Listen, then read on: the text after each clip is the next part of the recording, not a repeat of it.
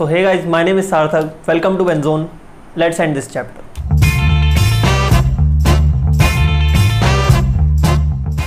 तो इस चैप्टर के लिए ना ज़्यादा कुछ नहीं बचा है अब। तो सबसे पहले तो करते हैं एक टेस्ट। अल्कोहल के लिए टेस्ट होता है एक। ये वैसे टेस्ट है जो ये हेलो एल्केन्स में भी चैप्टर में हो सकता था, लेकिन यहाँ करा देते हैं क्योंकि अल्कोहल्स का टेस्ट है ये। तो टेस्ट का नाम है लुकास टेस्ट। अब ये टेस्ट होता क्या है? ये टेस्ट मेनली होता है जो वो होता है टर्शरी, सेकेंडरी, प्राइमरी और एरोमेटिक। इन अल्कोहल्स को डिफरेंशिएट करने के लिए होता है। अब इन अल्कोहल्स को डिफरेंशिएट कैसे करेंगे? इसमें हम एक कंपाउंड डालते हैं जिसका नाम होता है लुकास रिएजेंट।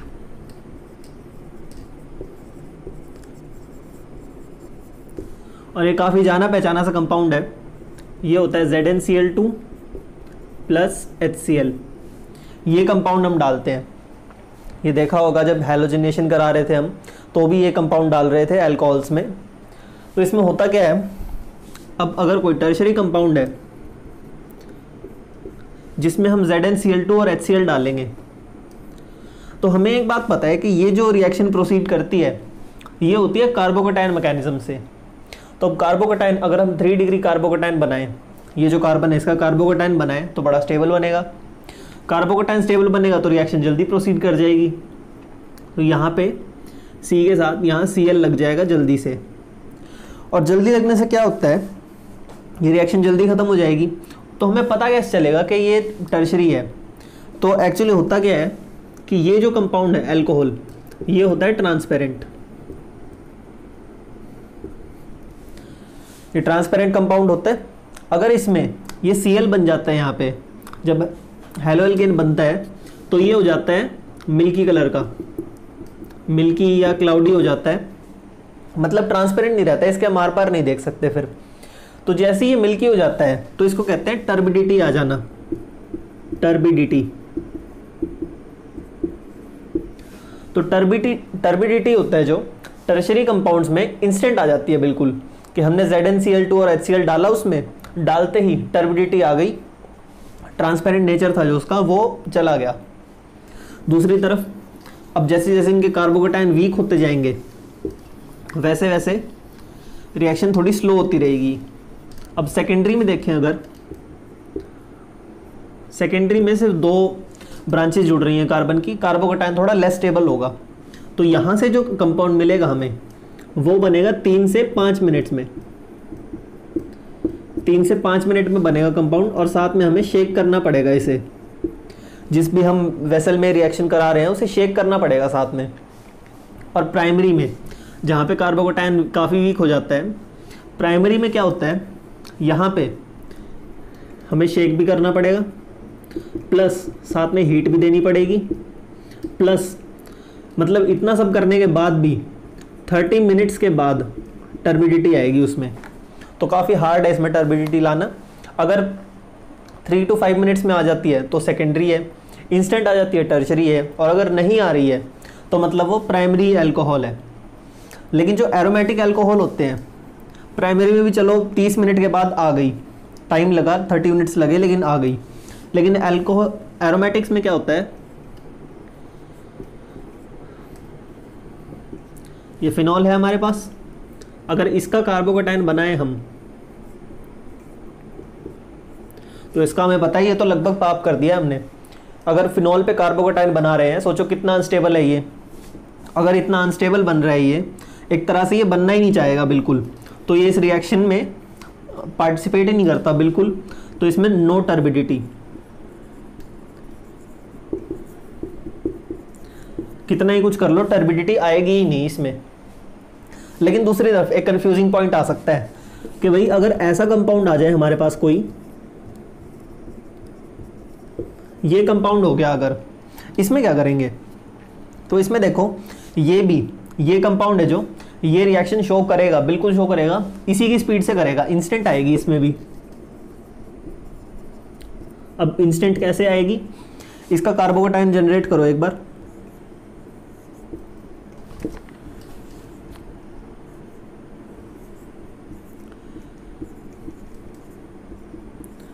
ये कार्बोकैटायन बना। अब यहाँ पे तुम देख रहे होंगे प्लस चार्ज है, ये इधर जाएगा, ऐसे घूमेगा, रेजोनेंस स्टेबिलिटी आ गई। और जहाँ रेजोनेंस आ जाती है वहाँ तो स्टेबिलिटी बहुत होती है। रेजोनेंस तो मतलब ये लगा लो स्टेबिलिटी के लिए ही है, ये बस स्टेबिलिटी आएगी ही आएगी। यहाँ पे कार्बोकैटायन बना, ये रिएक्शन बहुत स्पीड से प्रोसीड करेगी। और स्पीड्स का तो आगे डिस्कस करेंगे हम जब फिजिकल केमिस्ट्री में चैप्टर्स करेंगे अपने, तो वहाँ पे देखेंगे इसको। लेकिन टर्शरी इस वाले बेंजाइलिक कंपाउंड्स होते हैं जो, इनमें भी टर्शरी की स्पीड से ही बनता है यहाँ पे इंस्टेंट। अब इसका क्वेश्चन ना घुमा के भी दे सकते हैं कि लुकास रिएजेंट से एक टेस्ट कराया हमने, किसी एक कंपाउंड का लुकास रिएजेंट से टेस्ट कराया और हमें हेलो एल्केन मिला है। टाइम बता देंगे कितने टाइम में हेलो एल्केन मिला हमें, 3 to 5 मिनट्स में मिल गया या इंस्टेंट मिला, तो बताओ वो एल्कोहल है वो किस टाइप का है। या फिर ऐसे दे सकते हैं क्वेश्चन कि एक सेकेंडरी एल्कोहल है, उसमें हमने लुकास रिएजेंट डाला तो कितने टाइम में टर्बिडिटी आएगी उसमें। तो इस टाइप से क्वेश्चन प्रिपेयर कर लेना। तो नेक्स्ट चीज़ आती है रिएक्शन ऑफ ईथर्स। अब ईथर्स होते हैं जो, एक इस टाइप का ईथर ले लेते हैं। अब ये O के पास दोनों तरफ ऐसे एलिमेंट्स हैं जो इनको O को इलेक्ट्रॉन्स दे रहे हैं, तो ये ना काफ़ी स्टेबल कंपाउंड होता है। अब स्टेबल है तो ये रिएक्शंस में कम पार्टिसिपेट करेगा, लेकिन करेगा ज़रूर। कब करेगा? जब इसमें हम कंडीशंस लगाते हैं, काफ़ी कंडीशन लगा देते हैं अगर, तो जैसे कोई ROR कंपाउंड है, इसमें हम कंडीशन क्या लगाते हैं, एक्सेस, हम ऐसे एसिड डाल देते हैं, ठीक है, हैलाइड एसिड डाल दिया अगर एक्सेस, तो ये कंपाउंड टूट जाता है। अब ये कहीं से भी टूटे, बॉन्ड ब्रेकिंग कौन सी हो रही है, कार्बन ऑक्सीजन बॉन्ड। यहाँ पे कार्बन और ऑक्सीजन के बीच में बॉन्ड है जो, ये बॉन्ड टूटेगी हर केस में, या तो ये टूट जाएगी या ये टूट जाएगी। तो इसमें हमें दो कंपाउंड मिलेंगे, पहला हैलाइड मिलेगा, दूसरा ROH। ऐसे लिख लेते हैं, कंफ्यूज हो जाओगे नहीं तो या तो ये कंपाउंड मिल सकता है, ये दो कंपाउंड मिल सकते हैं, या फिर दूसरा क्या होगा, ये अल्कोहल बना देगा और ये हैलाइड बना देगा। तो दो कंपाउंड मिलते हैं। अब ये किस फॉर्म में मिलेंगे, कैसे मिलेंगे, कब मिलते हैं दोनों कंपाउंड, तो वो कब होगा, कंडीशंस क्या है इसकी। पहली कंडीशन, यहाँ पे ऐसे ले लेते हैं ROR', if R is small, RX is formed। ठीक है, पहली चीज होगी if R is small, RX is formed। मान लो स्मॉल से कहने का क्या मतलब है, ये तीन चीज होती हैं, 1 डिग्री, 1 डिग्री, 2 डिग्री, 3 डिग्री। तो 1 डिग्री को स्मॉल माना है मैंने, 1 डिग्री को स्मॉल कह रहा हूं यहाँ पे। So if R is small, RX is formed। दूसरी चीज क्या आती है, if R is 3 degree, RX is formed। ठीक है, अगर R 3 डिग्री है तो भी RX बनेगा। और तीसरा पॉइंट, इन 3 पॉइंट को ध्यान में रखो, हर बार पता चल जाएगा हर रिएक्शन में कि बॉन्ड कैसे टूटने वाली है। थर्ड पॉइंट क्या है, थर्ड पॉइंट चलो इफ रहने दो।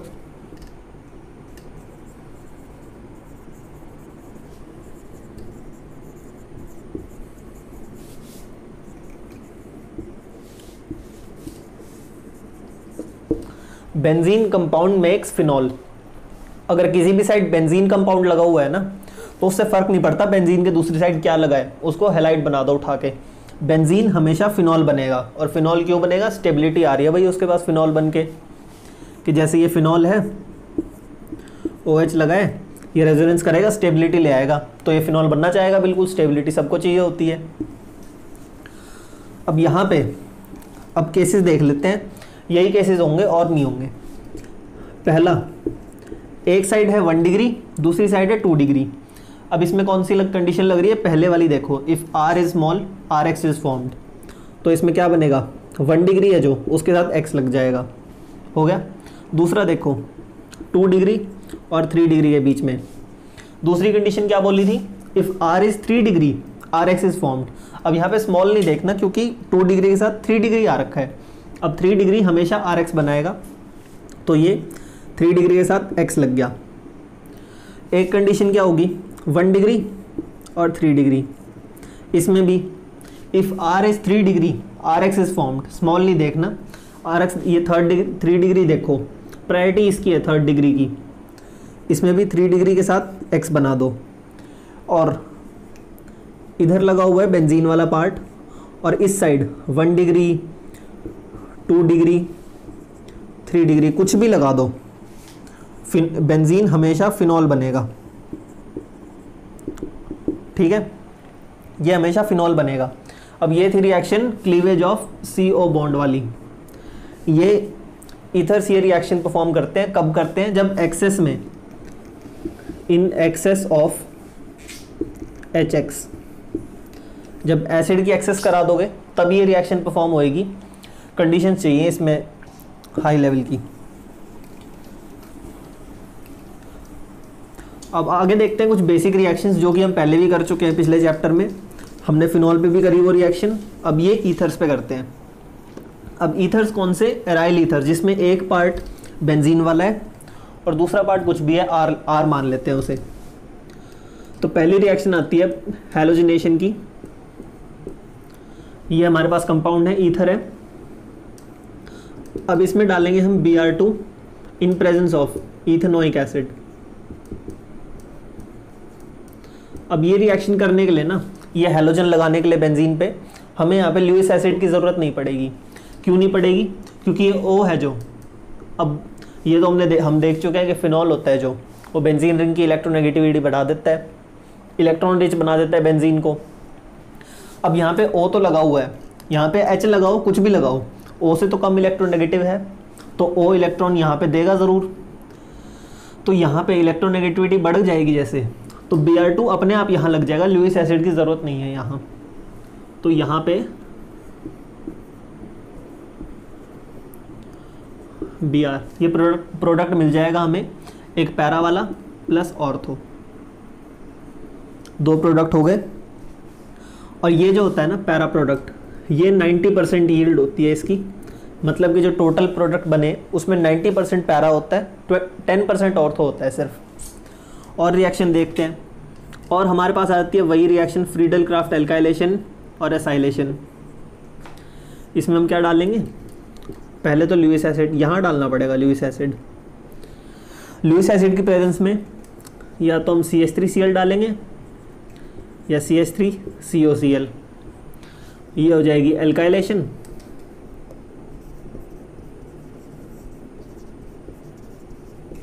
ये हो जाएगी एसाइलेशन।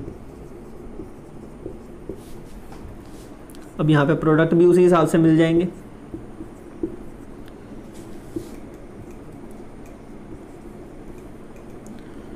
सॉरी CH3 लग गया।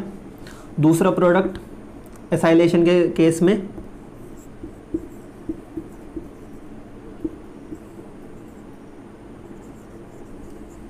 ये प्रोडक्ट्स हो गए।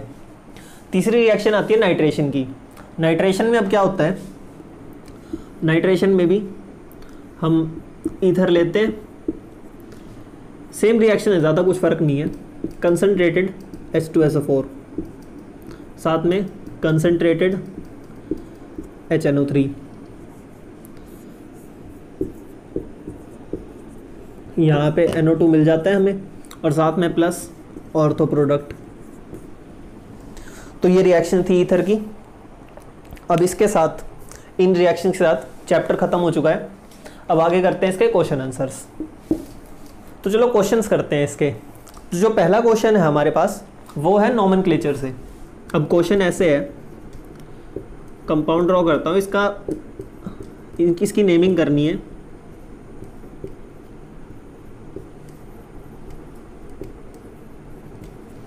ये कंपाउंड है। अब इसमें पहला रूल होता है जो नॉमेनक्लेचर का, वो क्या होता है, लॉन्गेस्ट चेन बनानी। अब लॉन्गेस्ट चेन बनाते हैं इसमें, यहाँ से स्टार्ट करो, 1 2 3 4 5 चेन बन गई। अब यहाँ से ऊपर चले जाओ, नीचे चले जाओ, आगे जाओ, सेम चेन बन रही है। यहाँ से भी शुरू करके किसी भी साइड जाओ, 1 2 3 2 3 4 5 सेम बन रही है चेन। या फिर यहाँ थोड़ी गड़बड़ करी है मैंने, यहाँ पे एक और CH3 है, ऐसे है ये चेन, ठीक है। 1 2 3 4 5, यहाँ पे एक सब्स्टिट्यूएंट और है, यहाँ पे क्वेश्चन देखना भूल गया था मैं। तो यहाँ पे देखो चेन तो लॉन्गेस्ट मिल गई हमें। अब देखते हैं OH की पोजीशन। OH की पोजीशन देखते हुए 1 2 3, थर्ड कार्बन पे OH आ रहा है यहाँ से, 1 2 3 यहाँ से भी। तो OH के पर्सपेक्टिव से तो कोई चेंज नहीं आ रहा, कहीं से भी स्टार्ट करें। अब बाकी चीज़ें देखते हैं। अगर हम यहाँ से स्टार्ट करते हैं तो 1 2, एक तो सेकेंड कार्बन पे मिथाइल आ रहा है। अगर यहाँ से स्टार्ट करें तो फर्स्ट सेकेंड, यहाँ से सेकेंड कार्बन पे 2 मिथाइल आ रहे हैं, तो डाई मिथाइल। अब ये ऑब्वियसली बड़ा हो गया, हम यहाँ से स्टार्ट करेंगे तो टोटल मिथाइल कितने हुए, 3 मिथाइल हैं, 2 हैं 2 पे और एक है 4 पे। अब ये 4th आ जाएगा क्योंकि हमने नेमिंग यहाँ से स्टार्ट करी है।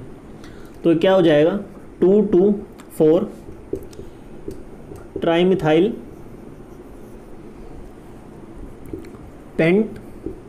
पेंटेन है। अब 5 कार्बन की चेन है, पेंटेन बनेगा। और फर्स्ट सेकंड थर्ड कार्बन पे ओल लगा हुआ है, पेंट 3 ओल, ये इसका नेम हो गया। सेकंड देखते हैं कंपाउंड।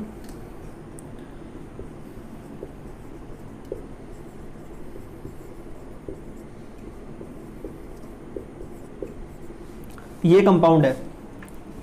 अब इस कंपाउंड में देखो ये भी सिमेट्रिकल सही है, किसी भी साइड से अगर चले, चेन सेम आ रही है, OH की पोजीशन सेम आ रही है, तो कहीं से भी स्टार्ट कर सकते हैं। तो ये क्या बनेगा, अब ये 2 और 3 पे 2 OH लगे हुए हैं, तो इसको क्या बोलेंगे 1 2 3 4 कार्बन है, ब्यूट 2,3 डाईओल, ठीक है, ये इसका नाम हो जाएगा। अब अगला देखते हैं हम, इसको नीचे लिख देते हैं।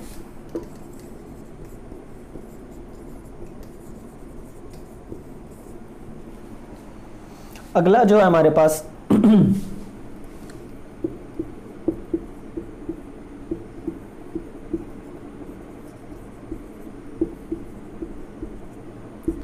ये कंपाउंड है सॉरी। अब ये कंपाउंड आता है ईथर्स की कैटेगरी में। अब इसकी नेमिंग कैसे करेंगे, अगर यहाँ से चलें तो बड़ा सब्स्टिट्यूएंट मिल रहा है हमें, 2 मिथाइल लगे हुए हैं। अब ये ईथर है, बीच में मैटर नहीं कर रहा है इतना, किसी भी साइड से आए, हमें अल्फ़ाबेटिकल ऑर्डर में चलना है। तो चेन हम यहाँ से स्टार्ट करेंगे क्योंकि यहाँ बड़ा मिल रहा है हमें सब्स्टिट्यूएंट। तो इसको क्या बोलेंगे 2 2 डाई मिथाइल, और सेकेंड कार्बन पे क्या लगा है मिथॉक्सी, 2 मिथॉक्सी 1 2 3, 3 कार्बन की चेन है तो प्रोपेन,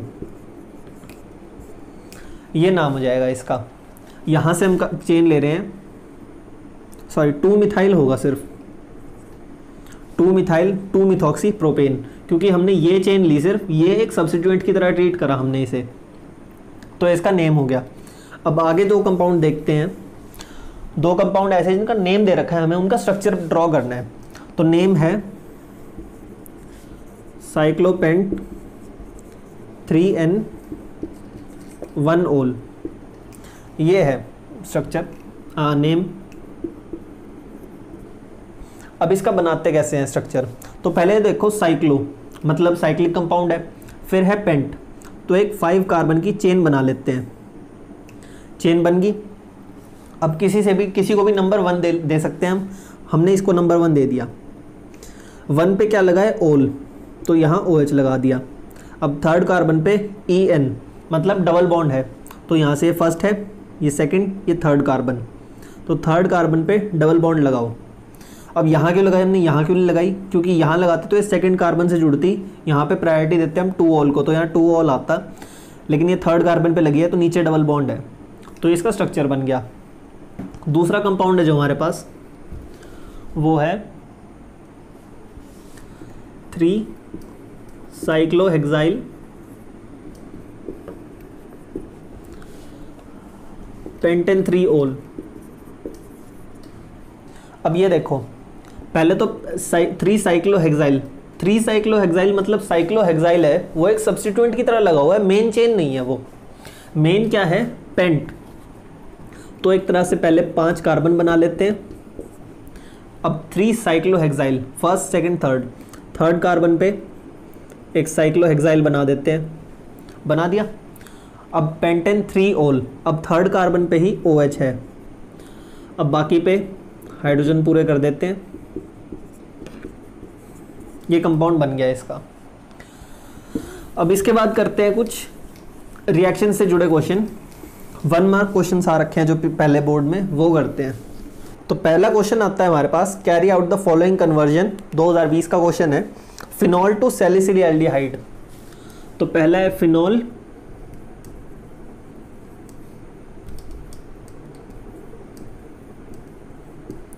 फिनॉल से बनाना है हमें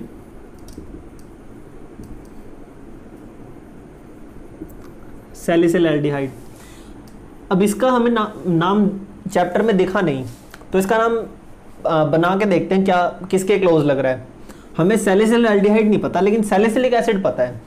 अब सैलिसिलिक एसिड कैसे है? ये कंपाउंड है सैलिसिलिक एसिड।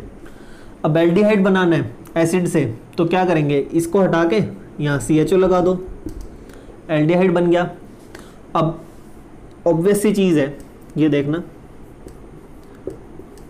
बड़ी फेमिलियर चीज़ है, फिनॉल से ये बनाते हैं, कौन सी रिएक्शन होती है? रीमर-टीमन रिएक्शन। तो ये रीमर-टीमन रिएक्शन पूछी है इनडायरेक्टली। अब मैंने क्या करा था, जो पहले बताए थे ना कि 9 क्वेश्चन आ रखे हैं रीमर-टीमन और कोल रिएक्शन के, वो डायरेक्ट क्वेश्चन थे बिल्कुल, मतलब उसमें नाम दे रखा था रीमर-टीमन और कोल रिएक्शन का। ये क्वेश्चन मैंने काउंट नहीं करे थे इस टाइप के, जो हिडन क्वेश्चन थे जिनमें नाम नहीं दिया सीधा। तो अब देख लो कितनी इंपॉर्टेंट है कि और भी क्वेश्चन आ रहे हैं जिनमें नाम नहीं दिया हुआ, लेकिन क्वेश्चन वही है। ठीक है, तो अगला क्वेश्चन देखते हैं, प्रोपीन से प्रोपेनॉल। तो प्रोपीन है हमारे पास ऐसे, इससे हमें प्रोपेनॉल बनाना है, बॉन्ड लाइन स्ट्रक्चर बना दिया मैंने। प्रोपेनॉल कोई नंबर नहीं दे रखा, मतलब क्या है कि ओल है जो वो 1 पे ही लगा हुआ है। अब ध्यान दो, 1 पे लगाए अगर, कार्बोकैटायन नॉर्मली स्टेबल कहाँ बनता है? यहाँ बनता, लेकिन यहाँ बना रखा है। तो ऐसी कौन सी, यहाँ पे एंटी-एम रूल लगा, कौन सी रिएक्शन थी जिसमें एंटी-एम रूल लग रहा था? वो थी अगर हाइड्रोबोरेशन ऑक्सीडेशन।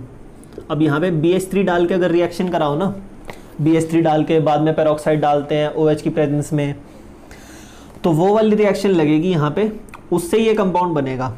अगर सिंपली हम H2O डाल देना इसमें, तो रिएक्शन नहीं बनेगी, आगे रिएक्शन नहीं होगी, वो प्रोपेन 2 ऑल बन जाएगा, 1 ऑल नहीं बनेगा। तो इसका ध्यान देना, 1 ऑल दे रखा है या 2 ऑल दे रखा है। थर्ड रिएक्शन है phenol to benzoquinone. Third reaction phenol, इससे बनाना है बेंजोक्विनोन। अब बेंजोक्विनोन हमने लास्ट वीडियो में ही करा था बिल्कुल, ये कंपाउंड है और इसका मैकेनिज्म वगैरह कुछ नहीं है ज़्यादा, सिंपली हमें दे रखा है वहाँ पे कोने में दे रखा है एनसीईआरटी के, पता नहीं एनसीईआरटी की क्या आदत है, इंपॉर्टेंट चीज़ बिल्कुल कोने में घुसा देती है, जिसका ध्यान क्या कर लेगा। अब यहाँ पे क्या डाला था, Na2Cr2O7 और साथ में H2SO4, ये डाल के रिएक्शन कराई, बेंजोक्विनोन बन गया यहाँ पे। तो थर्ड क्वेश्चन ये था। फोर्थ क्या है, फिनॉल टू 2,4,6 ट्राइब्रोमोफिनॉल। नंबरिंग कर देते हैं, ये first, second, third. Fourth question है, फिनॉल से 2,4,6 ट्राइब्रोमोफिनॉल। अब ये देखो, ये रिएक्शन भी देख रखी है हमने,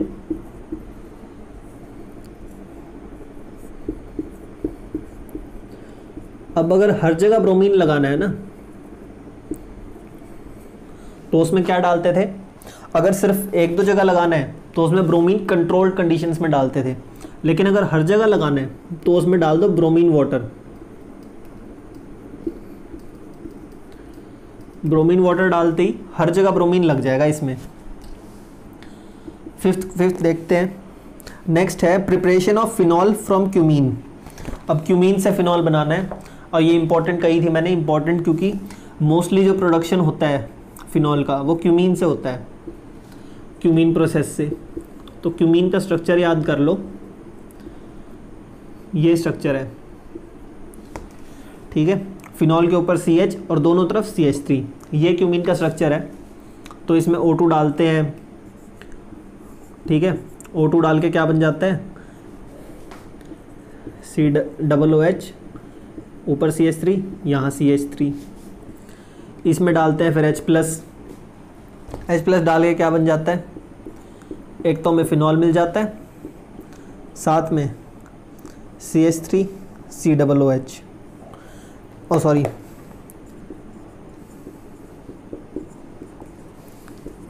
ये एसीटोन मिल जाता है साथ में। तो ये प्रोसेस है क्यूमीन प्रोसेस, जिससे हमें एक तो फिनॉल मिलता है, साथ में एसीटोन मिलता है। अब नेक्स्ट देखते हैं, how can you convert the following phenol to chlorobenzene. अब फिनॉल है, इससे क्लोरोबेंजीन बनानी है, तो ये भी सिंपल जो अल्कोहल कंपाउंड है उसकी हैलोजिनेशन की प्रोसेस है, तो ये भी कर सकते हैं हम। अगली देखते हैं,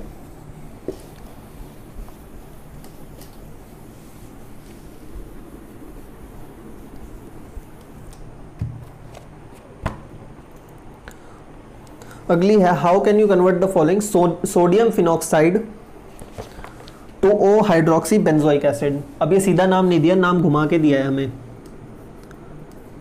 लेकिन रिएक्शन वही जानी पहचानी है।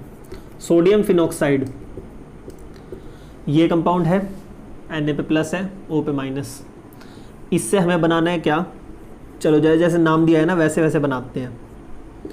O हाइड्रोक्सी, O पे हाइड्रोक्सी मतलब दूसरा कंपाउंड यहाँ लगा है।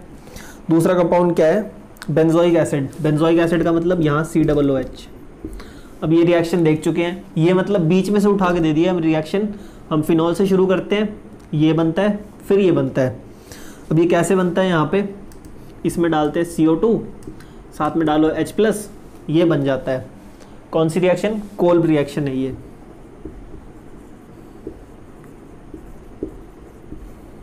कोल्ब रिएक्शन कराई यहाँ पे। तो अगला देखते हैं, इथेनॉल टू प्रोपेन नाइट्राइल। चलो ये रिएक्शन बाद में करेंगे, जब अमाइंस चैप्टर होएगा उसमें करेंगे रिएक्शन, क्योंकि कुछ पार्ट अमाइंस का आ रहा है। तो अभी के लिए इसे स्किप कर देते हैं इस क्वेश्चन को। चलो अगला है, give reason for the following phenol is more acidic than ethanol. अब सिंपल सी बात है, एसिडिटी कंपेयर करनी है हमें फिनॉल और इथेनॉल की। एसिडिटी कंपेयर करने के लिए क्या करेंगे कि भाई इनको एसिड की तरह बिहेव करने दो। एसिड बिहेव कैसे करते हैं, H+ निकाल देते हैं। H+ निकाल दो, इनके नेगेटिव चार्ज आ गया, H+ निकाल दो, नेगेटिव चार्ज आ गया।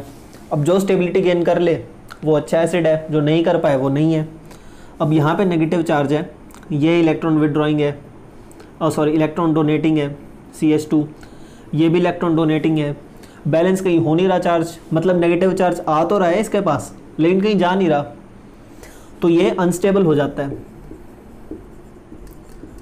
मतलब चार्ज बैलेंस नहीं हुआ। अब फिनॉल में नेगेटिव चार्ज है, ये नेगेटिव चार्ज यहाँ आएगा, बॉन्ड शिफ्ट यहाँ होएगी ऐसे, तो इसमें हो जाएगी रेजोनेंस। रेजोनेंस से क्या होएगा, स्टेबिलिटी। और जहाँ स्टेबिलिटी आ गई मतलब H+ निकाल दिया है तब भी स्टेबिलिटी है इसमें। और एक बात नोट कर लेना कि ये जो कंपाउंड होता है ना, ये कंपाउंड फिनॉल से भी ज़्यादा स्टेबल होता है। मतलब एक तो बात ये हुई कि भाई उसने H+ रिलीज़ कर दिया फिर भी वो स्टेबल है, लेकिन इसका क्या होता है, H+ रिलीज़ करके ये ज़्यादा स्टेबल हो जाता है, और तो ये और अच्छा एसिड हो जाता है, क्योंकि H+ रिमूव करना चाहता है ये आगे से कि भाई H+ निकले तो मैं और स्टेबल हूँ।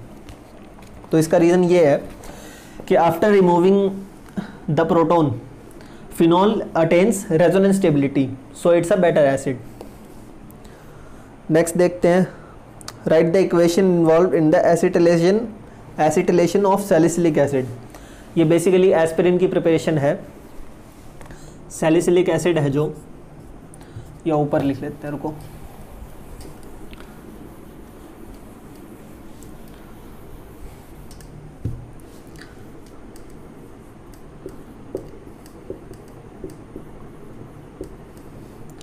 इससे हमें क्या बनाना है, एसिटिलेशन करानी है इसकी। एसिटिलेशन इसकी हम कैसे कराते थे, CH3CO होल ट्वाइस O, इससे कराते थे एसिटिलेशन। अब इससे कराएंगे तो क्या बनेगा, यहाँ OH और इस साइड पे O C double bond O CH3। ठीक है, तो एसिटाइल सैलिसिलिक एसिड बन जाता है ये। इसको शॉर्ट फॉर्म में क्या कहते हैं, एस्पिरिन। बड़े यूजेस हैं इसके, पिछली वीडियो में बता रखे हैं। तो अगला क्वेश्चन है कि O नाइट्रोफिनोल और P नाइट्रोफिनोल, इन दोनों में ज़्यादा स्टीम वॉलेटाइल कौन सा है। अब स्टीम वॉलेटाइल मतलब कि स्टीम से जब इसको हीट करेंगे स्टीम के थ्रू तो सेपरेट पहले कौन सा होगा, तो उसके लिए इनकी बॉन्डिंग देखते हैं एक बार। अब बॉन्डिंग देखने के लिए एक छोटा स्ट्रक्चर बनाते हैं। ये है OH और यहाँ लगा हुआ है NO2। NO2 को खोल के बना लेते हैं एक बार। ऐसे ये NO2 है। तो अब ये जो हाइड्रोजन है ये इस वाले ऑक्सीजन के साथ हाइड्रोजन बॉन्डिंग करेगा और ये बॉन्डिंग कौन सी होगी, ये होगी इंट्रामोलिकुलर।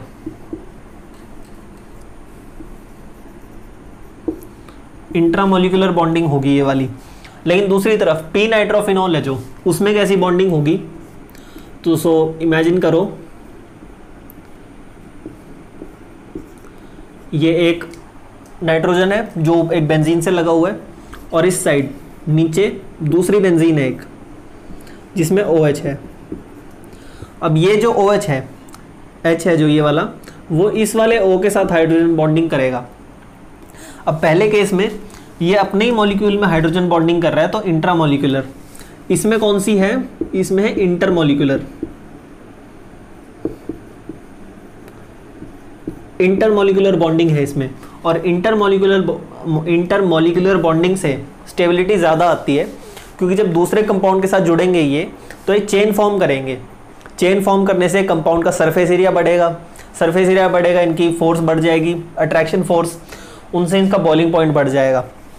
तो अगर स्टीम से सेपरेट करें तो ये पहले सेपरेट हो जाएगा, इसका ये पहले सेपरेट होगा।